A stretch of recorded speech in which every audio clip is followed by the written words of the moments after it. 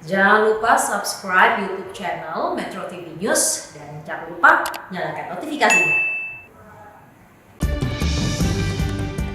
Pemirsa, kasus korupsi kembali menjadi perhatian terlebih ketika melibatkan wakil rakyat. Mengapa celah ini terus ada? Cukupkah kekuatan hukum kita memberikan efek cegah dan jera? Kita simak pembahasan berikut ini. Yang pertama pemirsa, saya ajak Anda untuk melihat sedikit kembali perjalanan penetapan tersangka Wakil Ketua DPR RI Aziz Syamsuddin beberapa waktu yang lalu. Kita simak menurut KPK, perkara dimulai pada 2020 lalu. Data yang kami himpun per Oktober 2020 di mana Aziz menghubungi Stepanus Robin Patuju yang merupakan penyidik KPK untuk mengurus kasus yang melibatkan dirinya dan Alisa Gunardo yang tengah dilakukan penyelidikan oleh KPK. Selanjutnya Robin kemudian menghubungi Maskur Husain untuk mengawal perkara tersebut. Kemudian Robin diperkenalkan serial ke pengacara Maskur untuk membantu permasalahan dengan disepakati fee sebesar 1,5 miliar rupiah di mana pembayaran pun dikucurkan 1,3 dalam 59 kali transfer periode April sampai dengan Oktober 2020, maksud kami sampai dengan April 2021 dari Oktober, dan juga kemudian Maskur menerima 325 juta dan juga 200 juta dari Robin. Selanjutnya kita ke kronologi selanjutnya, kita melihat juga saat ini selanjutnya, di mana perjalanan terus berlangsung, di mana proses hukum pun juga terus ditegakkan oleh KPK, di antaranya per 22 April 2021, KPK menetapkan 3 tersangka kasus dugaan suap penerimaan hadiah atau janji terkait penanganan perkara Wali Kota Tanjung Balai Sumut 2020 sampai 2021. Di mana Wali Kota M. Syahrial sebagai pemberi suap, penyidik KPK Stepanus Robin Patuju penerima suap, dan pengacara Maskur Husain sebagai penerima suap. Kemudian terus berlanjut untuk penyelidikan pengembangan pun dilakukan di mana KPK menggeledah ruang kerja dari Aziz Syamsuddin di DPR RI, di rumah dinas dan juga rumah pribadinya. Dan hingga pada akhirnya tanggal 24 September Aziz Syamsuddin dijemput paksa oleh KPK dan 25 September 2021 ditetapkan sebagai tersangka.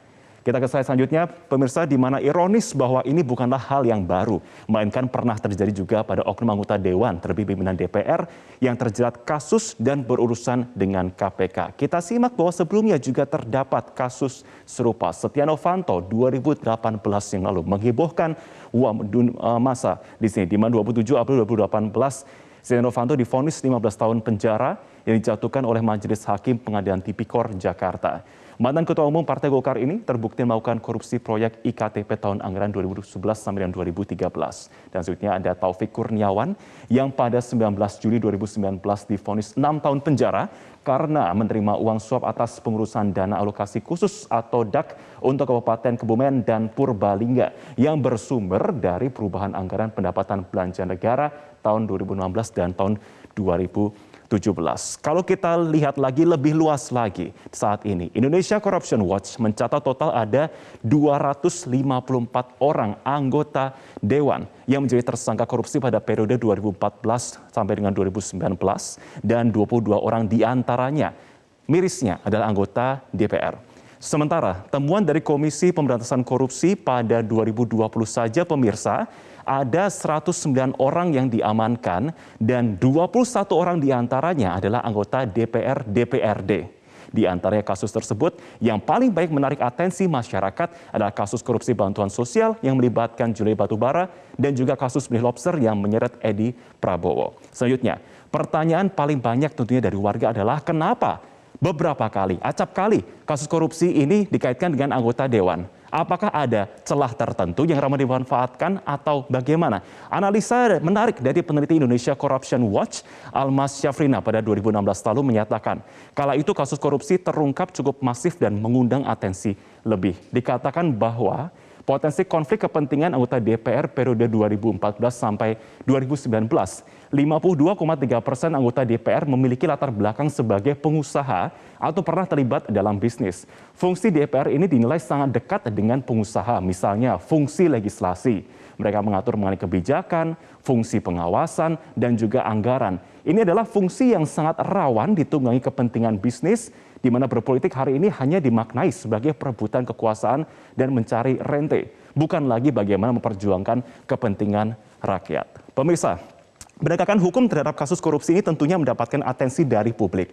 Efek jera dan jangan beri celah untuk kasus korupsi, itulah yang menjadi harapan dari semua orang. Namun ada pandangan dari sejumlah pihak terkait dengan rancangan undang-undang KUHP yang mengkodifikasi berbagai aturan perundangan menjadi satu di sini. Kita satunya adalah tentang Undang-Undang Tindak Pidana Korupsi atau Tipikor. Dalam RUU KUHP ini ancaman minimal pidana penjara ke koruptor turun dari minimal 4 tahun penjara menjadi 2 tahun penjara. Dan lagi tidak ditemukan ancaman hukuman mati ke koruptor. Saya akan spesifik pada pasal 5 Undang-Undang Tipikor atau pasal mengenai suap yang awalnya berbunyi bagi siapapun yang terbukti melakukan tindakan pembujukan atau suap, maka akan dipidana dengan pidana penjara paling singkat 1 tahun dan paling lama 5 tahun dan atau pidana denda paling sedikit 50 juta rupiah dan paling banyak adalah 250 juta rupiah. Ini adalah pasal 5 Undang-Undang Tipikor.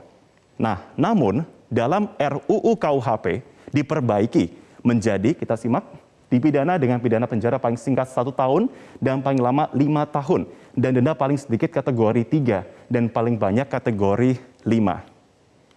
Kalau kita simak lagi dalam pasal di sini tidak ada perbuatan korupsi yang diancam hukuman mati.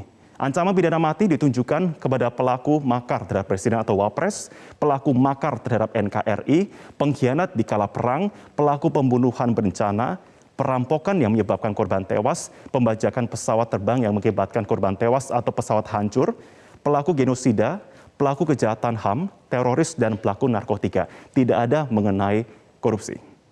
Merujuk rancangan undang-undang ini, memang masih banyak keraguan warga akan efek jera yang ditimbulkan, bahkan menutup celah orang melakukan tindak pidana korupsi. Warga kini berharap bahwa kekuatan hukum dan penegakan maksimal dapat benar memberangus korupsi hingga ke akarnya. Pembahasannya akan kami hadirkan usai jeda pemirsa bersama rekan saya Farah Bahasuan. Tetaplah bersama kami di Metro Siang.